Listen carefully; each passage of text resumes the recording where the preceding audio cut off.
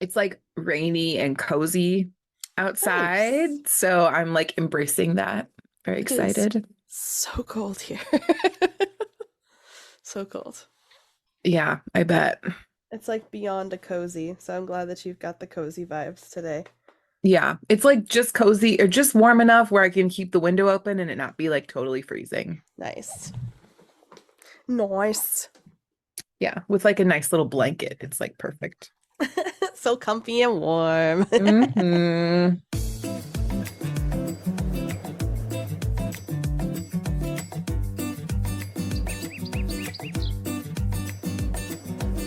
Hello, everyone, and welcome to the show. I'm Blair. And I'm Kirsten, and we are mediocre Content. content. Sorry, sorry, I got distracted from by my cat who's No, like it's trying to fine. make moves. I'll just say it myself.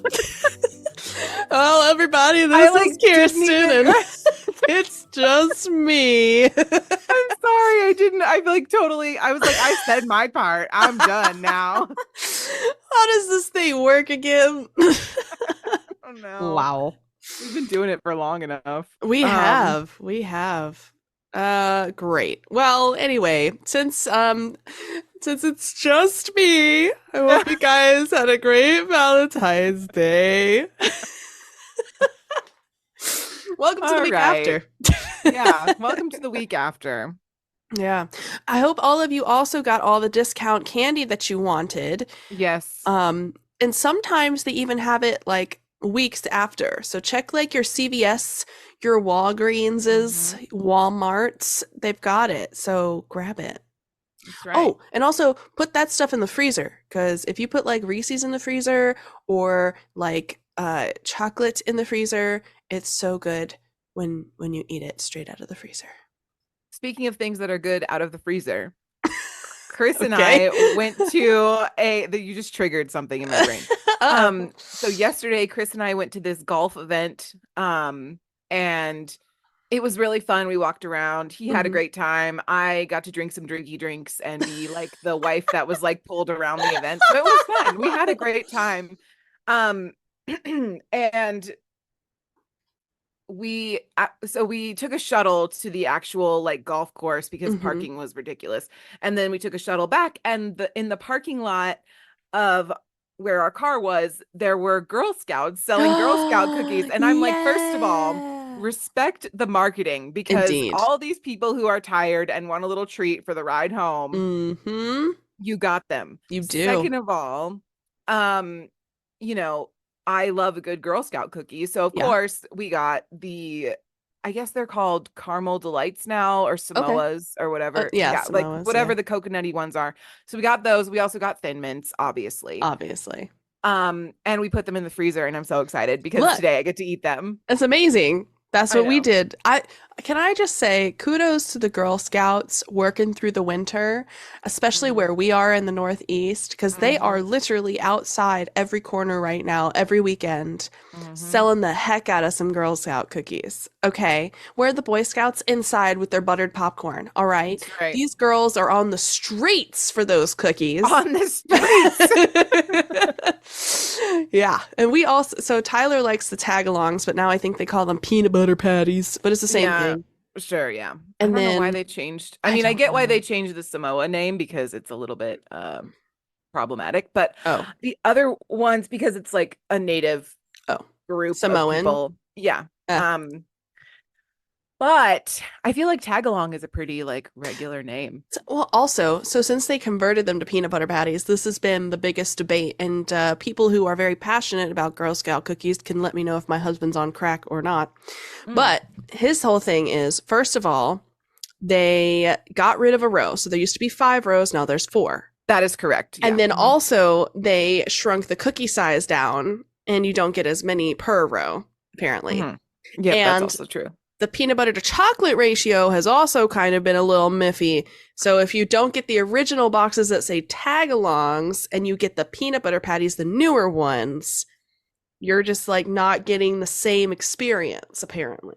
That I'm not sure because I've never really been a Yeah, me tag-along neither. fan. Yeah.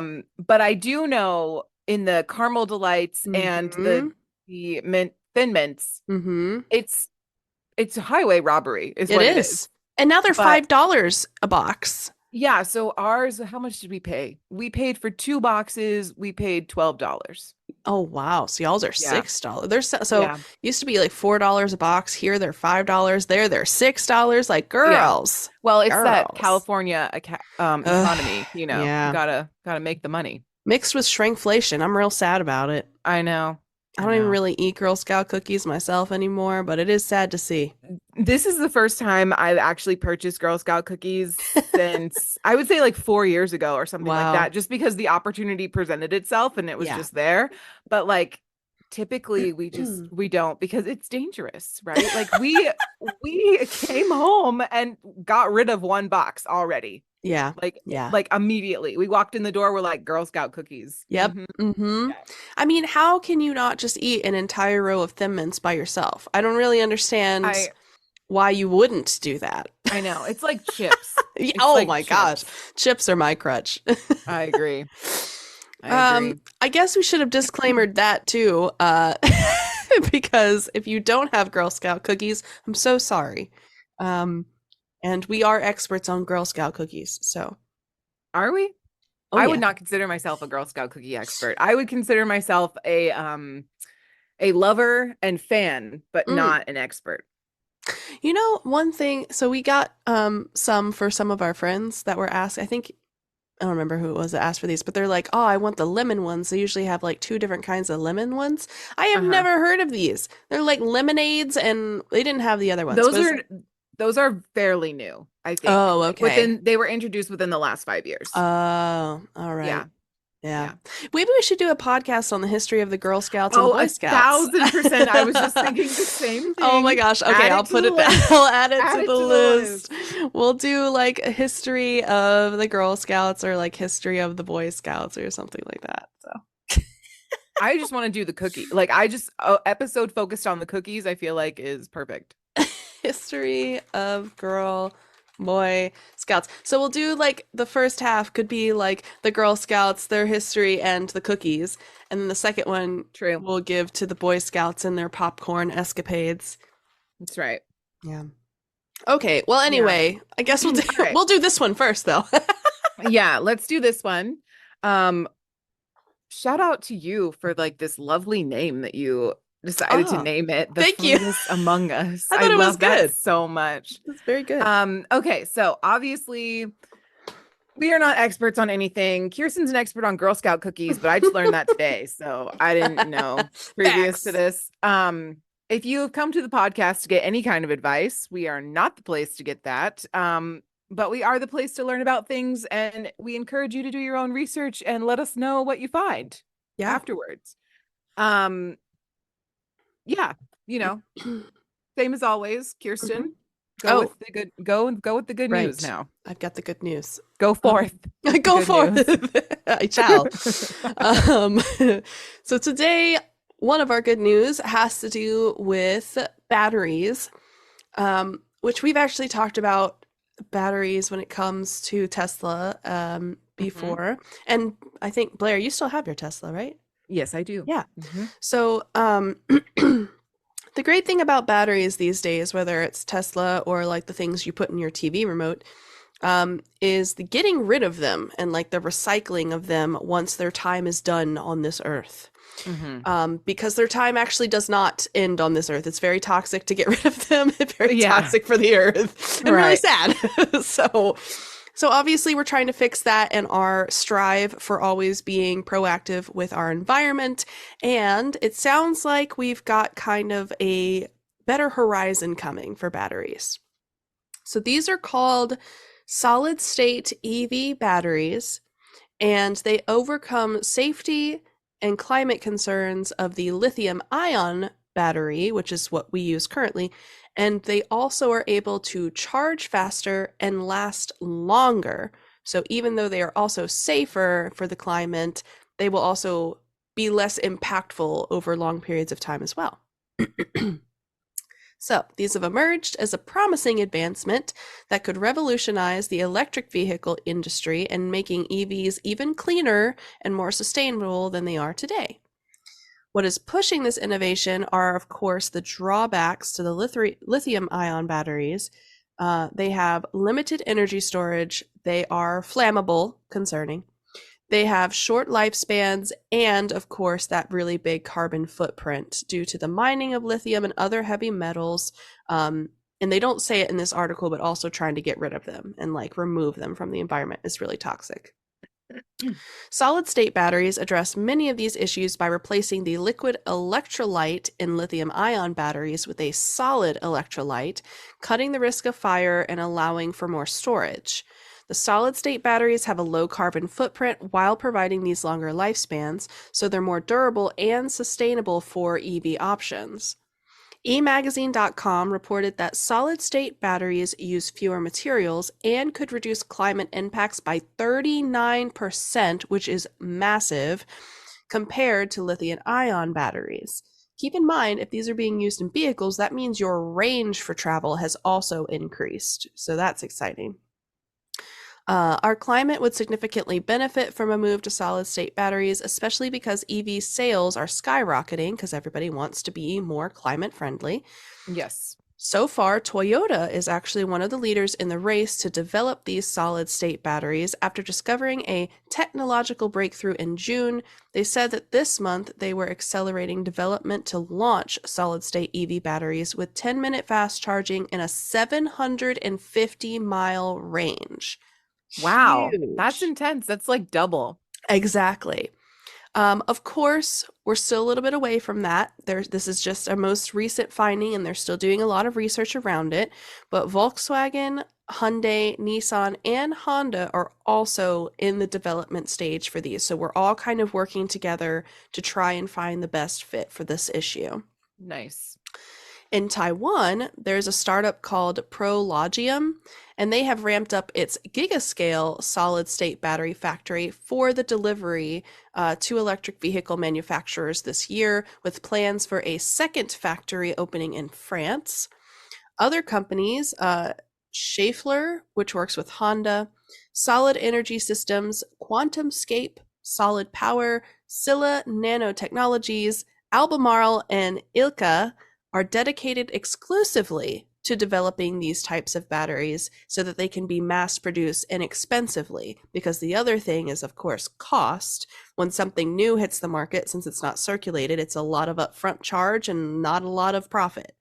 That's right. Companies still want to make profit. So this is wonderful. Many other advancements in these batteries are documented, and they're making it a greener environment in terms of the vehicles that they're going to be part of, their production, etc., but also their recyclability and their impact after they're done being used. So glad they're able to tackle both. Yeah, love that. Yeah. And that range. Oh my God. So I know, that's intense. So like for that's right now, it's double like what I have right now. And it's like 250, right? 275 or something? Yeah, on a good day, if you fully charge, you can get to about like 300, I would say. Okay. So it is about like nice. About half. Yeah. That's awesome. Yeah, that'd be awesome. Unrelated to batteries completely. So complete 180. I wanted to talk about the sea cow. We love a good sea cow. I'm telling you. So thousands of manatees are now converging in a Florida state park to keep warm. And this has essentially caused a record-breaking sighting of so many manatees in one place, which is so cool. So at Blue Springs State Park in Florida, rangers and wildlife biologists have been bowled over by the number of manatees coming into the park's warm and shallow lagoons to wait out the winter. Nice. It's so cute. You should see the picture. They've got like an aerial picture, and it just looks like a bunch of logs, but it's all manatees. They're so cute. Yeah. The park has been a refuge for animals against sudden cold snaps for decades, and it's tradition for rangers to take a manatee count every winter. I would love to do that. Can I be that person? I would love that. This year, the numbers were higher than ever before, with no morning being more memorable than January 21st. So this was like about a week or so ago. Mhm. On that day, 932 manatees were found throughout the lagoons, and 200. This is 200 more than the highest previously recorded aggregation, which is just what they call. I know, win for the manatees. We would love an applause. Yes, we love it. Okay. Despite their large, rotund bodies, which is so rude, first of all. I mean, portly. Portly. Poor manatees, man. Manatees have just 1 inch of fat, actually, and they can survive in water that's colder than 68 degrees Fahrenheit indefinitely. So when winter weather drops water temperatures, of course, the sea cows, because of their gentle kind of grazing demeanor, they seek out these warmer waters further inland. The fact that so many were able to come to Blue Springs is really encouraging, says Cora Burcham, who's a manatee research associate down there.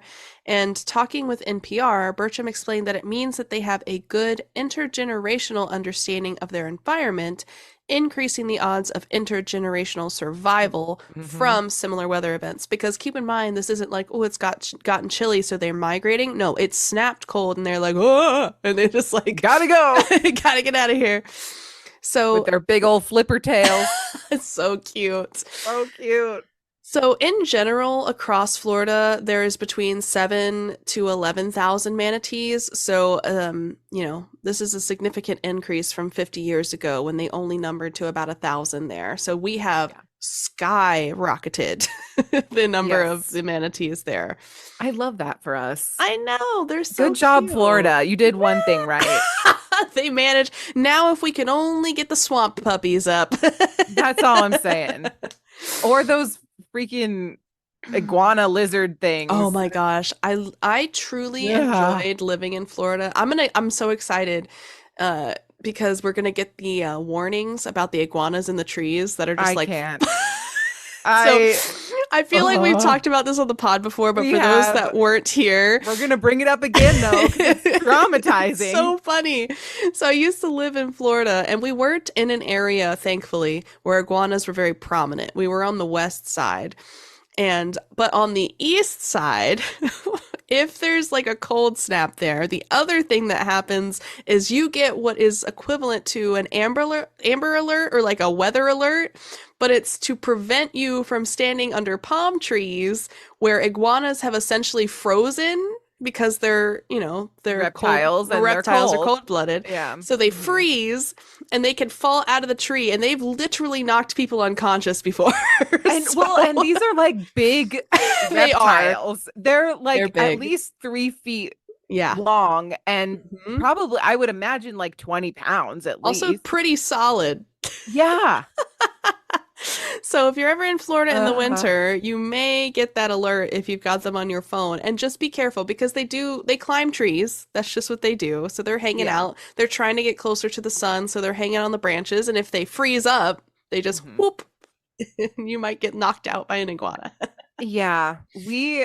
During training trip one year, in college for swim team, we went to Florida, and instead of like, one of our activities, like for our fun day, was paddleboarding in the Everglades, and it was fun. Or was it it might have just been like some sort of like waterway or something, but it was fun. We had a lovely time, but we did see multiple iguanas in the trees, and that did freak me out. I did not like I love it.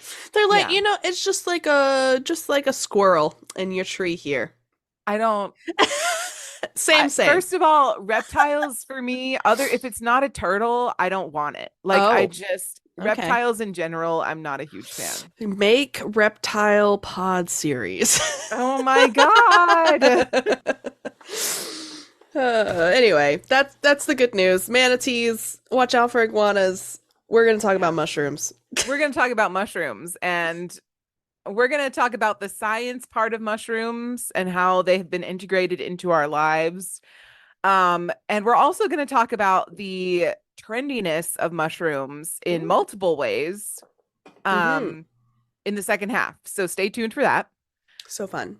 Yes. And so, without further ado, delicious, deadly, magical, intoxicating, and mysterious. Throughout Trippy. history, mushrooms, not yet.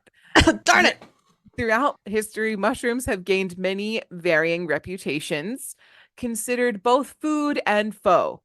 Mm. Today it's easy for us to find safe, tasty mushrooms, but it hasn't always been that way. Um, over the years, some people have scavenged for mushrooms Mhm. and I didn't want to the first thing that came to my mind was like hunting for mushrooms, but like you can't really hunt for Let me mushrooms. go get my bow. Yeah. Anyway, so and they've thrown caution to the wind, and sometimes Mm. people have died Of from eating course. mushrooms that they thought were good and were not. Mm-mm. So it also gives food safe mushrooms a bad reputation because then people start thinking that Mhm. all mushrooms are bad. So there's two different categories of people typically, which are mycophiles, which people who love mushrooms, and mycophobes, which are people who fear mushrooms. And then there's people who are like kind of in the middle who like Yeah. don't give a shit. Um, Which one are you?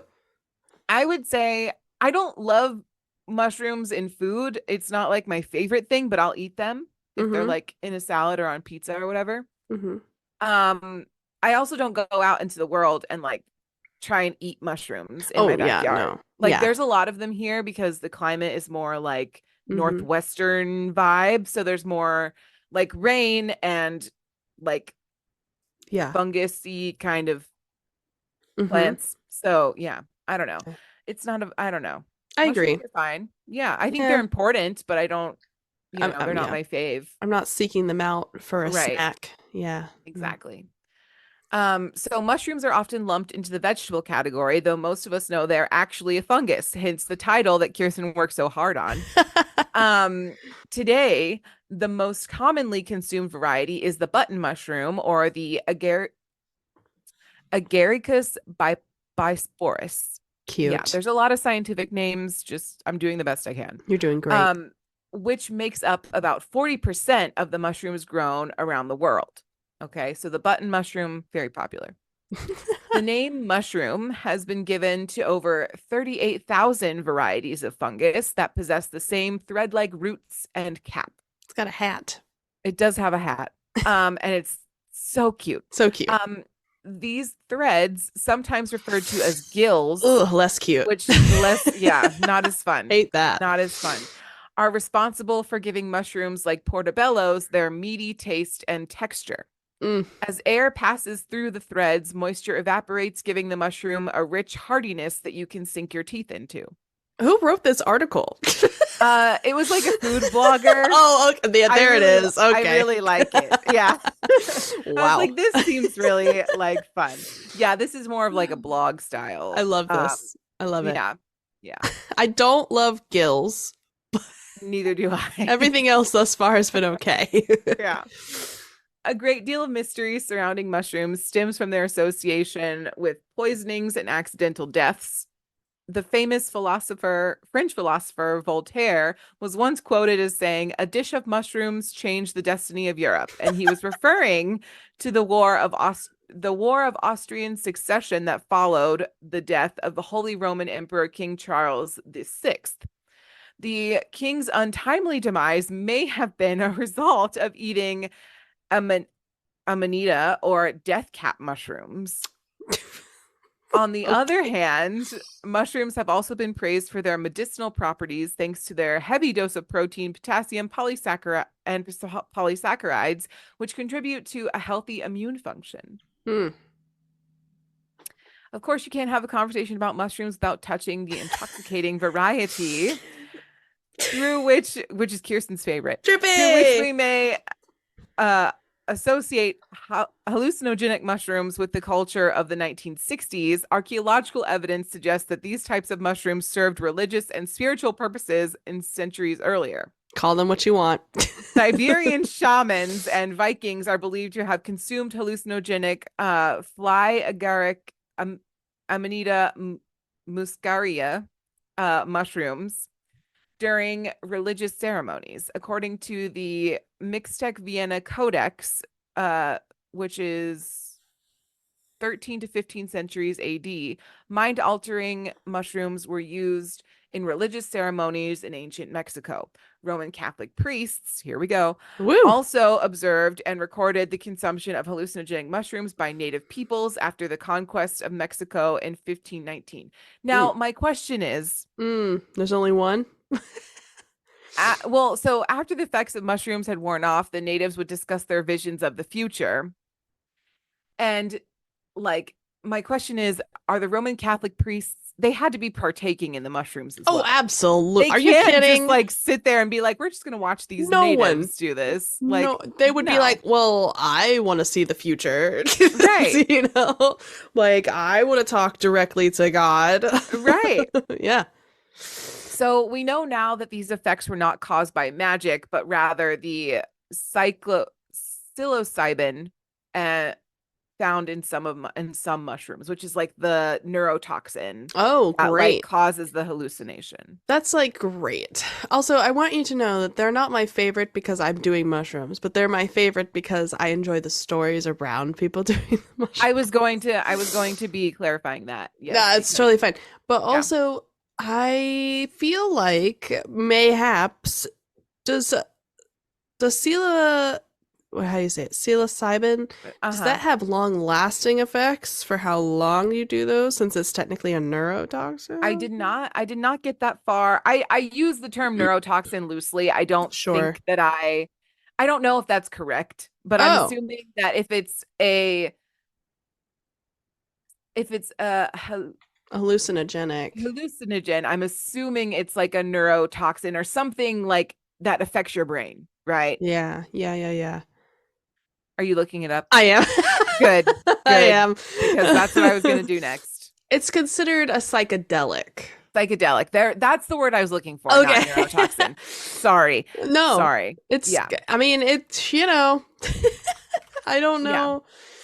Yeah, it's, neurotoxin is more like Botox. Yeah. Anyway, yeah, I guess that's what it is. I don't know. Just gives you a good time, I guess. Yeah. Yeah. Yeah. I guess. I don't really know. I mean, we all have those people in our lives that microdose mushrooms, and you know, we're still questioning their sanity. So I don't know. All right. Let's see, where was I? For centuries, relatively little was known about mushrooms, and for a long time, the eastern half of the world was considered mostly mushroom loving, and the West was more mushroom freaked out. And not like hallucinating, but like did not like mushrooms. They were whacked out. This all changed when the French introduced mushrooms into their cuisine. It wasn't long before the rest of the world began to embrace the mushroom. By the late 19th century, Americans were cooking with mushrooms in their own kitchens. Prior to this time, mushrooms were mainly reserved for use in condiments. Inspired by the French, Americans took mushrooms to a whole new level of devotion. Clubs dedicated to foraging, identifying, and cooking various varieties of fungi began popping up all over the country. Even today, locally foraged mushrooms are worth their weight in gold. Just ask any mushroom hunter in the search for morels after a spring rain shower. Sounds so poetic. Are you? I'm so sorry. Yes. Do you cover shiitakes in this? I think we talk about it a little bit later. Okay, but not then like I'll- specifically. Oh, okay. I'll reserve. I'll wait. Yeah. Okay. Okay. I've derailed you once again. You have indeed derailed me once again. I'm so sorry. Even today, let's see. If there's a crown jewel in the realm of fungi, it is the truffle. Oh, that's a mushroom? Yes. Oh. Yes, referred to as the diamond of the kitchen by famous French gastronome, which is a cool word. He's a gnome. I love this word because I would never think to use it, but it totally makes sense because he's not a chef. Absolutely. He just likes food. So he Yeah. is a gastronome. Yeah. Jean Attileme Briant Savarin. Niles. Truffles Nailed it. are one of the most expensive foods in the world. They grow near tree roots, most often oak, hazel, beech, and chestnut, about 3 to 12 inches below ground. They are sniffed out by dogs and pigs that have been trained to recognize the truffle's distinct odor. Once a truffle has been located, the truffle I can't even say that. Truffle farmer, they will very carefully clean the surrounding area to check for ripeness. It is important to never touch the truffle with your bare hands because it can cause the Ah. fungi to rot in those areas. Ah. What do you do? Wear gloves or? Yes, Ah. yes. If the truffle, or use like a some type of gardening Oh, instrument, sure. Yeah. if the truffle is not yet ripe for the picking, it is recovered and left to reach maturity. Mm. This long and labor-intensive process is the reason behind the hefty price tag. Mm-hmm. Also, at this time, I would like to say that Trader Joe's has a truffle ketchup, and it is so good. Yeah. That Is is it all. expensive though? I mean, it's not outrageously expensive. Mm. It's not like $30 for a bottle of ketchup, Oh, well, that's good. but it's probably more than like the regular Heinz Oh, ketchup that yeah, you get yeah, at the yeah, yeah. store. Yeah, yeah, Um, as America's interest in mushrooms grew, entire cookbooks were devoted to them. One of the first English language mushroom cookbooks is Kate Sargent's 100 Mushroom Recipes, yeah. and it was developed in 1899. Wow. Sargent's work includes some fabulous Harry Potter sounding recipe titles, including the Corpus Comatus soup, which is a shaggy Maine mushroom soup. Wingardium Um, that's right. Leviosa. Lipota Grosera stew and baked trichoma personatum. I don't know. I feel like I just got hexed. I know. I feel like I just summoned a demon. You definitely did. In the book's introduction, Sargent describes the changing American attitude towards mushrooms at the turn of the century. And I quote, "The general opinion in this country regarding mushrooms has been that, with one or two exceptions, all forms of fungus growth are either poisonous or unwholesome. But which is interesting to me because unwholesome means that like maybe some religion was like fungus is bad for you. They are the Anyway, demons. But it is very gratifying to observe the change that is rapidly taking place in the public mind. Soon, public opinion will acknowledge that it is an established fact that the great majority of the larger funguses, especially those that grow in fields and other open places, is not only wholesome but highly nutritious." Sure. Also, I would just like to now state that I did watch an episode of Dirty Jobs with Mike Lowe and he did go to a mushroom farm, Yeah. and I don't know if this will deter anyone. It probably will. Basically, they just have piles of manure, Mm-hmm. and they let the mushrooms grow in the manure, and that is a mushroom farm. Mm-hmm. Mm-hmm. And so all that to say, wash your mushrooms. First step, clean mushroom poo. And that is all I have to say about that. Perfect. Thank you for that lovely fact. I will You're never so eat one welcome. ever again. You're welcome. Sargent also acknowledges the mushroom's status as the meatiest of vegetables, please don't which say that. is debatable. Like, as someone who was a vegetarian for at least, I think it was like 4 years,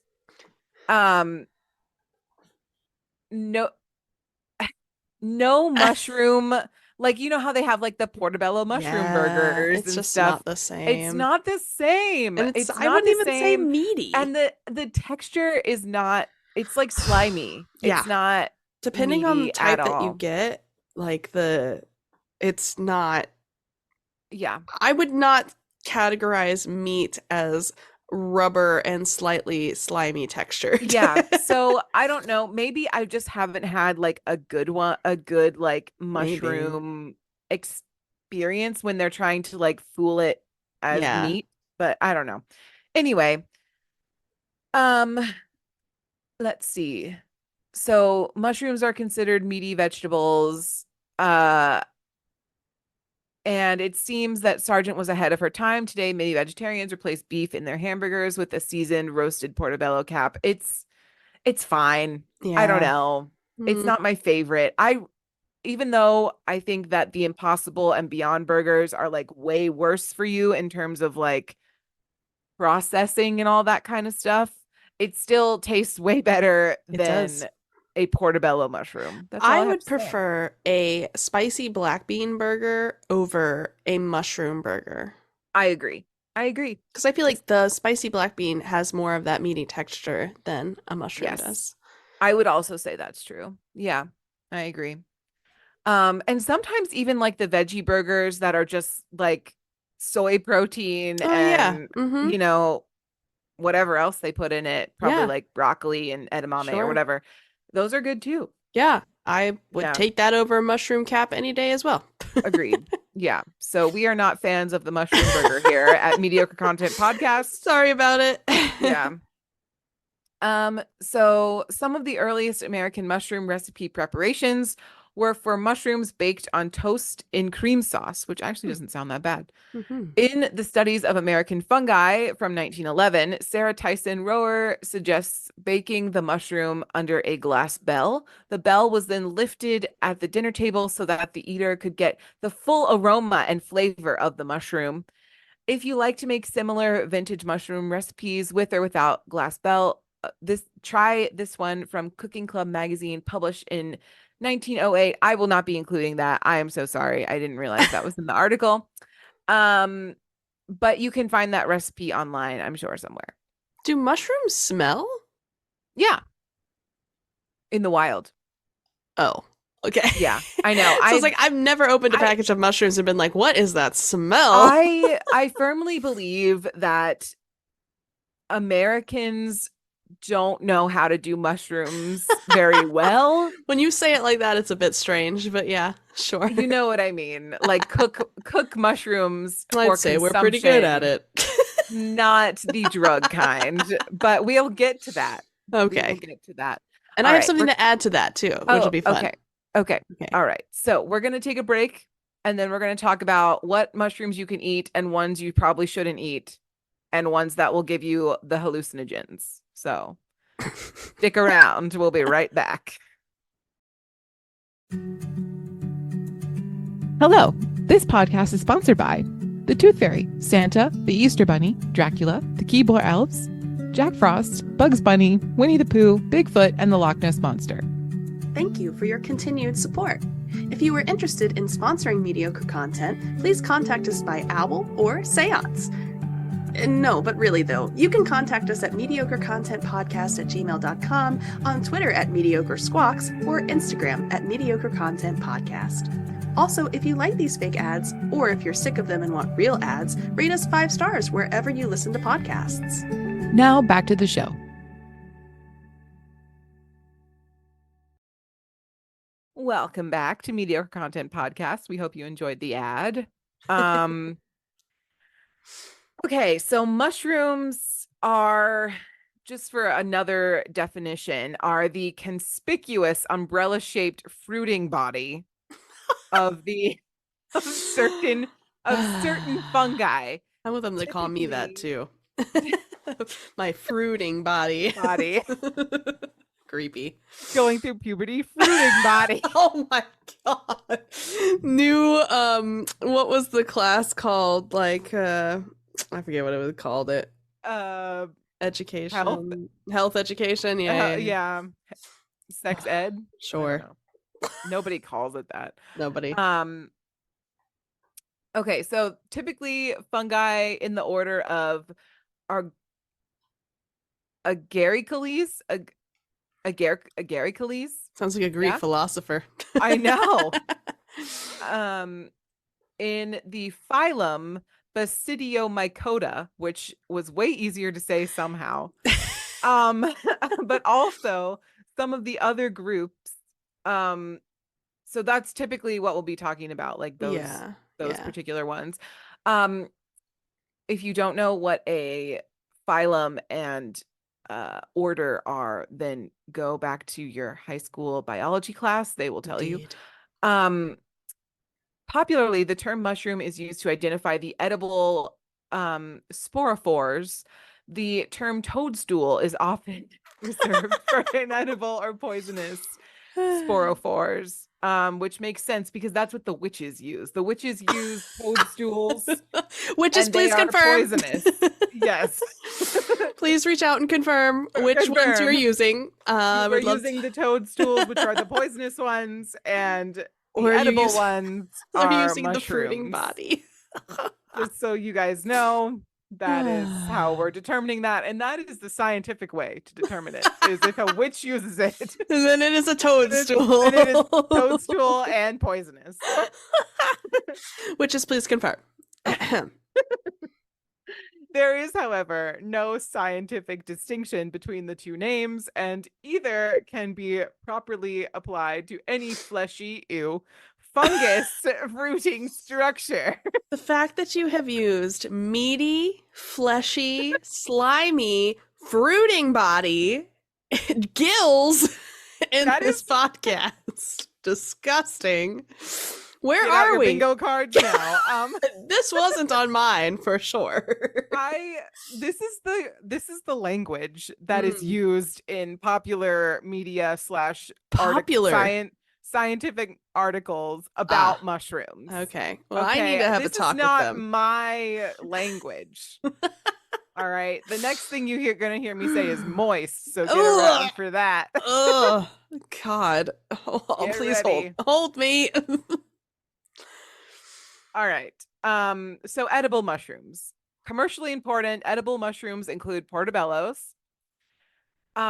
whose forms include button mushrooms, crimini, and baby bellas, and shiitake, Kirsten's favorite. I have something to say about them. I'll do it afterwards. The morels, and false morels, or lorcals, are popular, included with the true mushrooms because their shape and fleshy structure. Gross. They resemble a deeply folded or pitted cone-like sponge at the top of a hollow stem. Okay. I like how they have the like morals and then they're like false moral. Yeah. Okay. So morels mushrooms, I guess, would be, I've never heard of these, are Marcella and Verpa mushrooms, and then the false morels would be Gyromitra mushrooms and Helvella, which I think I've heard of. Okay. Yeah, I don't know. Some are among the most highly prized edible fungi, the Marcella ones. Edible truffles are various tuber species, which hardly resemble mushrooms, are also popularly labeled as such. These are other edible mushrooms and fungi are free of cholesterol and contain small amounts of essential amino acids and B vitamins.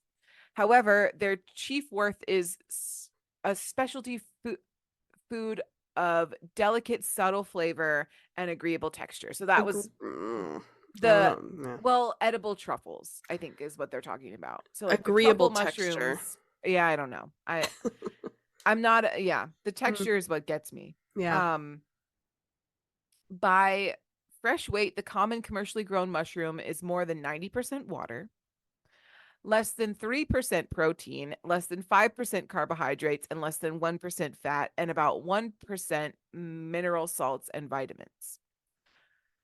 Yeah. Okay.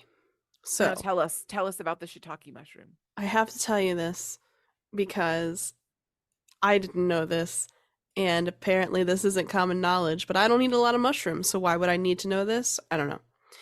But you need to know this. So I saw a video of this guy who was continuously going to the doctor and later the hospital because he kept having these scratch-like things, and they were so itchy on his back, and it literally looked like claw marks all the way down his back. And the doctor's like, well, where have you been? This is probably a rash, let's dive in. Like, you haven't been mauled by anything. And he's just like going through his diet. Well, it turns out that at some point previous to getting this crazy rash on his back, he had eaten raw shiitake mushrooms. And apparently that is specific because doing so will elicit a rash on your back that looks like that. And I forget exactly what they termed it medically, but you can get this crazy rash, which is why they always say you have to always cook the shiitake mushrooms specifically. And I don't know if it's just these or if there's other things that can do that or other types, but specific to shiitake in this video, you have to cook them to prevent getting this rash. I don't know. Okay, so according to the National Institute of Health, shiitake dermatitis is a skin eruption that that resembles whiplash marks and occurs after consumption of raw shiitake mushrooms. There you go. It is caused by a toxic reaction to lintein, a thermolabile polysaccharide which decomposes upon heating. Hence the cooking. Let's see. Yeah. So just cook them and you'll be fine. But if you don't cook them, you'll probably end up with this rash. And according to this guy, he ate them and it wasn't until a day later that he got the rash. Probably because it was digesting in his system. So that might take a little bit of time. But just so you know, cook them. I don't know if it happens with other things though. Like cremini mushrooms. I don't know. Can you eat those raw? I don't know if you should. I don't know if you would. Also, if they're 90% water, are mushrooms technically a great hydration source? Well, if you eat them raw, that's right. If they're 90%, but like you can't eat all of them raw. You can't, obviously.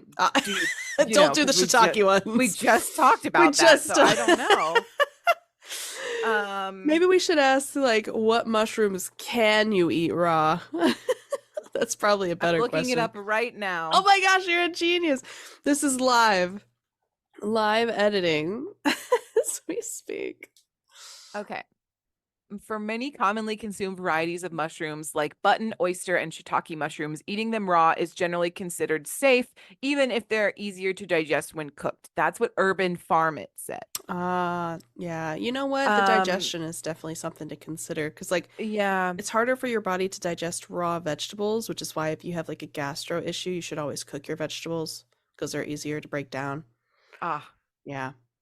Commonly eaten raw mushroom varieties include white mushrooms, crimini, portobellas, and enoki mushrooms, often used with salads or with dips. Salads? Who is putting these in their salads? Are you putting mushrooms in your salad? I'm not, because mushroom texture bothers me. But like, I've had salads before where they've been like finely chopped. And it hasn't been that bad. You know what? Maybe the problem with the texture is after they're cooked, they're a little sluggy. But maybe if they were raw, it would be like a chip or something. Or like biting into like a pepper. You know? No. No. Oh. Okay, never mind. No. Oh, that's sad. It's like biting rubber. Okay. Oh, all right. Yeah. Oh, gross. Cool. Yeah. Anyway. Yeah. Disgusting. It's rubbery. I'm sad. Anyway, I know. It is what it is. My fruiting body is very sad. Oh God. What great fun. Oh my gosh. Okay. Moving on. We're doing great. Form and major groups. Umbrella-shaped sporophores are found chiefly in the agaric family, members of which bear thin blade-like gills. Stop with the gills, man. On the undersurface of the cap, so from which the spores are shed. So basically your traditional mushroom. Yeah. Okay. A few mushrooms belong to the Botalis, which bear pores in a easily detachable layer on the underside of the cap. Yeah. I don't know. Are you This taking spore, it off? yeah, I guess. Okay. Because there's different shapes, right? So there's Yeah. like the traditional umbrella shape, and Right. then there's ones that look like kind of a cone shape, but then they've got like pores on the outside. And then there's the tree ones that look And then like little there's the yeah, plates. Yeah. right, the plates, and then there's Sure, that's a the little scientific the term. little teeny umbrella ones, like the small like tubular ones. Oh yes. Okay. All Yeah. right. We should just do that. Well, That I that made way more sense to me. I think so. The plates, Way more. Yeah. Um so there's cap and stalk mushrooms, there's ones with pores on the outside. Um there's thread-like strands, like are their roots, which are Hmm. called their mycelium. And Hmm. that's like the true fungus. This is just Right. the mushroom is like how they reproduce, basically. Hmm. And an example would be a honey mushroom. Yep. And mushrooms, mycella, may live hundreds of years or die in a few months, depending on the available food supply. That's a big range. I know. As long as nourishment is available and temperature and moisture are suitable, a mycelium will produce a new crop of sporophores each year during fruiting season. You know what I think Okay. about when we talk about like fruits and veg and like the parts that we eat and like Uh-huh. how the plant spreads its seeds Yeah. and things like that. I always think, if I were a mycelium and I was just doing my thing in the dirt and I produced a mushroom and I'm like, I'm gonna make all the babies. And then somebody came along and cut my head off and took away my It's children. not your head, it's your baby. Took my whole child. Eats your baby. Eats my Mhm. child. I'd be so Yeah. pissed. I'd Yeah. be like, I worked so long, and now I go from living a couple of years to just few months. I'm out. Like, I'd be so upset. Well, I think it depends on the extensiveness of the mycelium. Sure. Because the mycelium comes before the fungi. Yes, and they can all talk to each other, and that's cute and everything. But my goodness, I know. my goodness, would I be upset? I know. I know. Just I did all that I know. work. Whew. Anyway, Yeah. fruiting It's like bodies. those people that try to make Yeah. vegetables have feelings, Uh, and they well- feel like it's vegetable murdering in the event that you eat only vegetables. But also, if I only eat vegetables, what else am I supposed to eat? Can I just say also, I don't know if it was you or Tyler or there was a reason I was talking about this at some point. But that study that they did, that if you like pull a leaf off or like cut off a branch, it Yeah. sends the signals like Right. but it's not like verbal, obviously. It's like electromagnetic signals, like the plant is screaming that you removed a limb. And Right. if you haven't thought about that before, you're welcome, and now you always will. And that's And how I feel. also, so basically, the argument is that humans need to learn how to photosynthesize because we're just doing damage to everything that we're eating. Then we'd be green, which would be interesting. I would love that. We'd be different shades of green, which would be cool. I hope that I would be kind of like that yellow green, like the nice yellow green. But then some people would be like a beautiful forest green, which I'd be super jealous of. I volunteer. I volunteer. I'm too pale for that, and I accept that life. But I know that there are some people that would be the most beautiful, like hunter forest green, and now I'm just thinking about green people, and we've really continued to derail the mushroom conversation. We could go on a tangent about the Wizard of Oz now if we really want to, but I think we'll limit that. Wait, I have a dumb question, perhaps. Sure. Mushrooms aren't green. Right? How'd they be eaten again? In the they'd be soil. eaten in the soil with Okay. moisture, and they Okay. take stuff from the soil because Okay, they are great. a fungus growing in the soil. Right, mycelium. Right. Yeah. Okay, perfect. They be eaten. Right. Right. I figured out how they be eaten. We're good.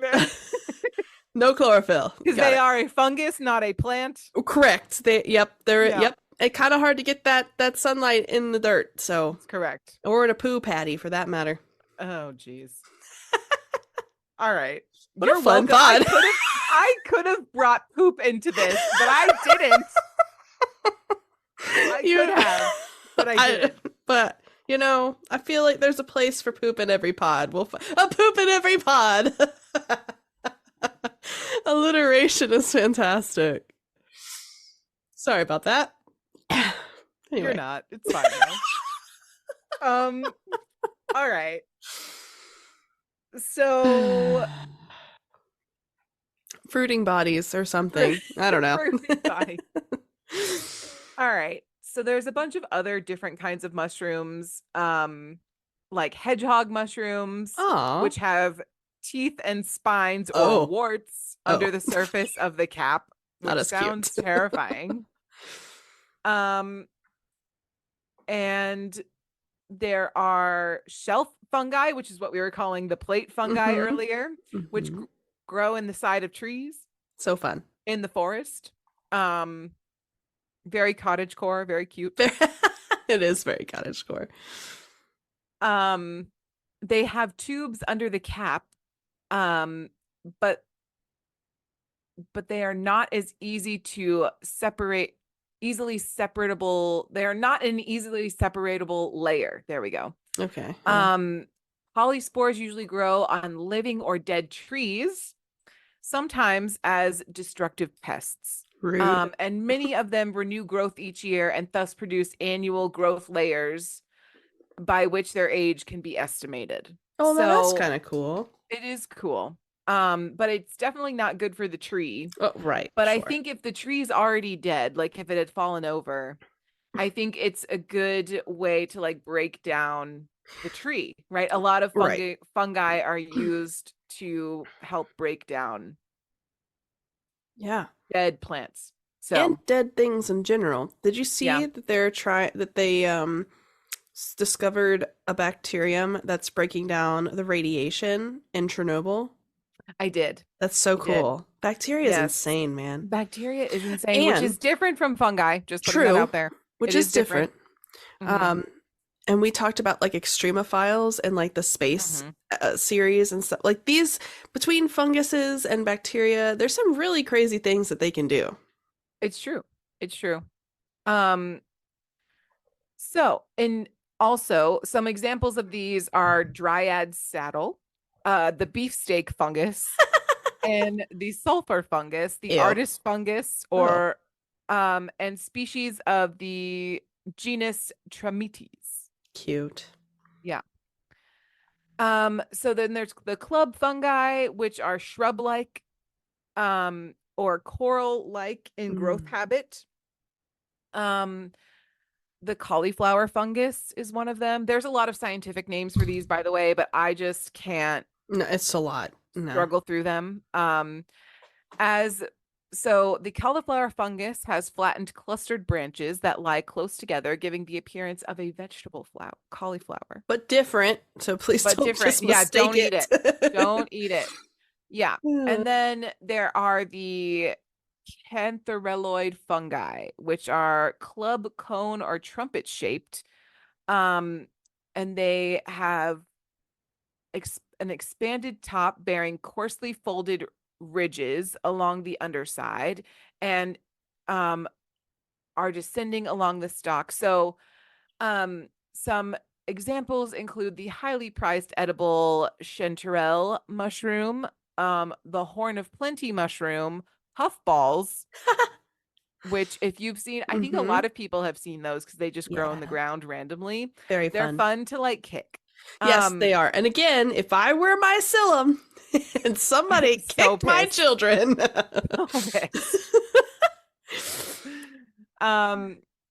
Stinkhorns earth stars are a kind of puffball, and bird's nest fungi are usually treated with the mushrooms.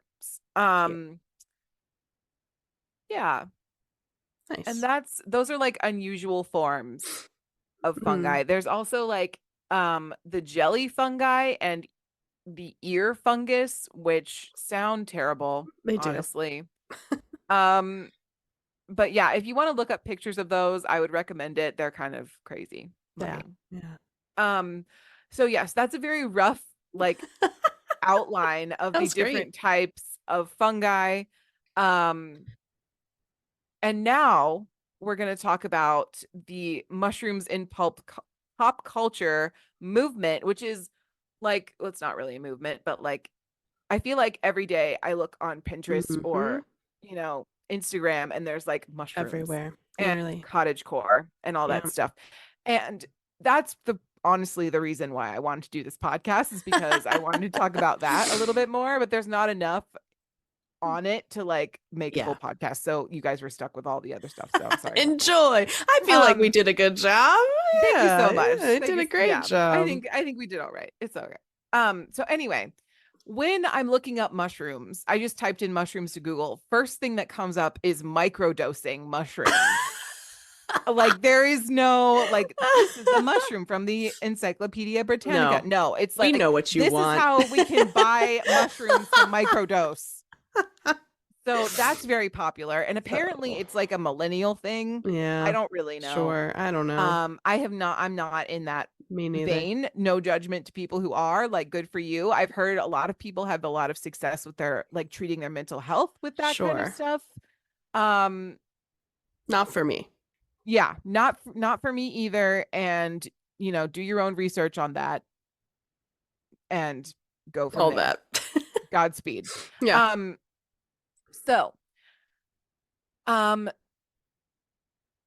So my question going into this was kind of like, how, if you're a millennial, you'll know, growing up, our like aesthetic was like that owl necklace, Yes. and like zebra print and chevron, chevrons, bright colors. Only. Yeah. So I think now Gen Z and maybe Gen Alpha are more, they're owls, and they're like zebra print chevron is like mushrooms, checkered print, that kind of stuff, which I love, by the way. I have mushrooms like on my desk. I like, I'm obsessed. I have a checkered print blanket. Like, I love it. I think it's way better than what we came up with, to be honest. It's like maximalism to like minimal maximalism to like minimalism. Like that's the thread that it's going down for the generations. Right. Yeah. And like cottage core is in now, which again, obsessed with. So love. Pretty. Yeah. So pretty.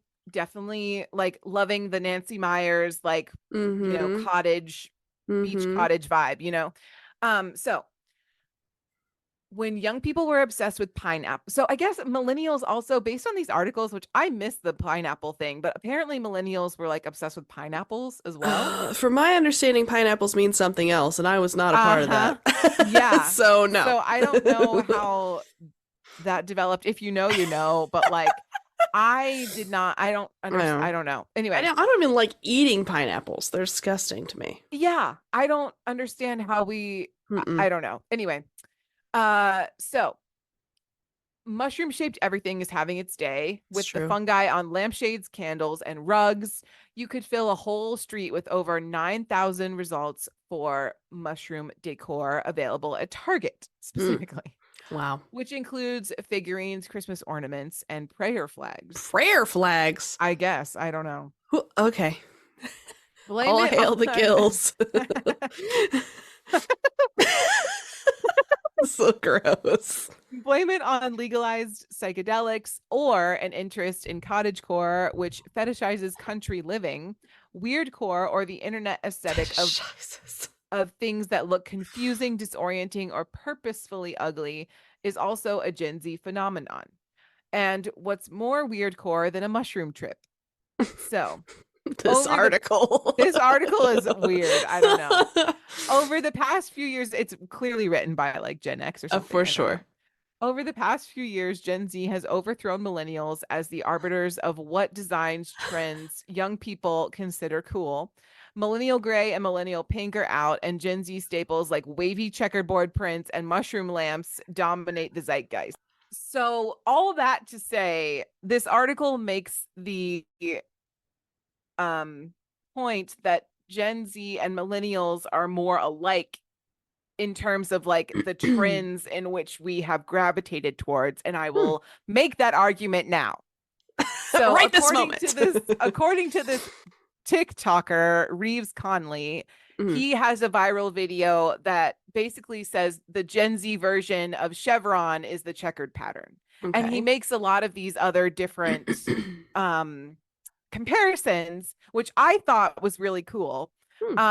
So like the mushroom themed decor is the Gen Z version of the millennial pineapple. And like Gen Z clamshell decor is more of like millennial sea urchin decor. What? Yeah. What is sea urchin decor? Was I just like not actually a millennial? No, you weren't. Wait a minute. No. Also, what's clamshell decor? It's like I can't describe it. You're gonna have to look it up. It's like What is sea urchin decor? Hold anyway. on. Okay, all right. Millennial sea urchin. Go ahead. Gen Z colorful coffee table books compared to millennials Tom Ford coffee table book or the Chanel coffee table book. Gen Z squiggle mirrors to millennial geometric hanging mirrors. And then the cowboy hat Western theme that Gen Z likes so much to millennials hat and mustache, which I know you knew about that one. I had a mushroom. I had a mustache wallet for sure. Yeah. Gen Z cow print, millennial zebra print. Gen Z neon strip lights, millennial fairy lights. Gen Z mushroom to millennial owl necklace. So. All right. Yes, ma'am. Are you? Her inner grandma is not pleased. Just so confused.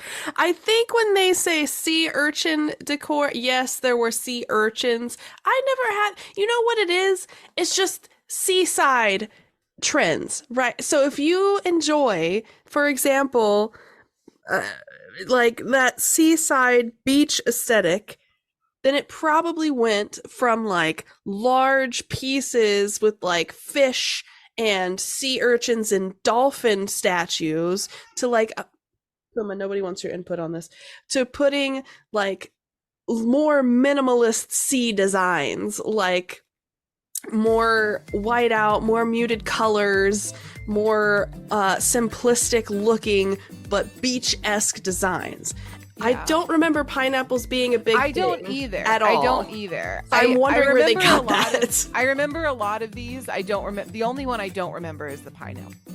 Well, whether it's foraging, eating, decorating, we want to know what you think about mushrooms and, of course, about this episode. You can send us an email, of course, at mediocrecontentpodcast@gmail.com. You can head on over to Instagram, TikTok, ye olde YouTube, whatever you'd like, and drop us a comment or a DM at the same exact handle. Or you can always catch us live over on ye olde Twitch every other Thursday. That's 6 p.m. EST, 3 p.m. PST, or 11 p.m. BST, and rate us 5 stars wherever you listen to your podcasts. We greatly appreciate it, and we will see you guys next week. This has been Mediocre Content. Thanks so much for listening. Cheers! Cheers!